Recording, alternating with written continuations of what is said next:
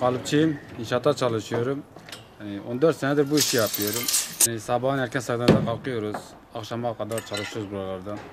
Yani çok zor, ağır bir iş.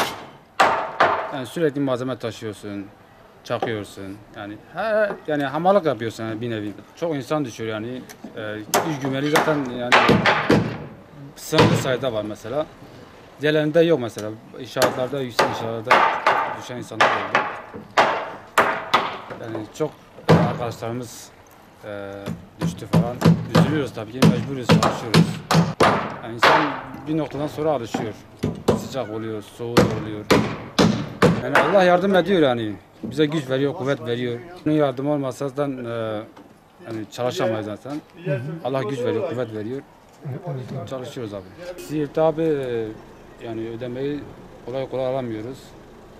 Yani verene kadar canımızı çıkartıyorlar. Sağlam yapıyoruz. Yani hiçbir malzemeden kaçmıyoruz. İşimizi gayet güzel yapıyoruz. 14 yaşındayım. Dayımla, amcamla, babamla. İşte okulu bıraktım, derslerim kötü olduğu için.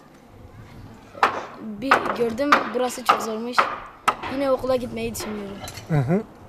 Saat kaçta geliyorsunuz? Saat 6'da. Kaça kadar? 5'e 4'e kadar eve gidiyoruz. Mesela diyelim ki, bak şuradaki görmüş olduğunuz direkleri hepsini taşıyorum buraya. Plywoodları, o tahtaları taşıyorum. Çivi çakıyorum. Her şey yaptığımda zaten geliyorum burada seçiyorum. Çok zordur abi. Tekrar okula mı dönmeyi düşünüyorsun? Düşünüyorum abi.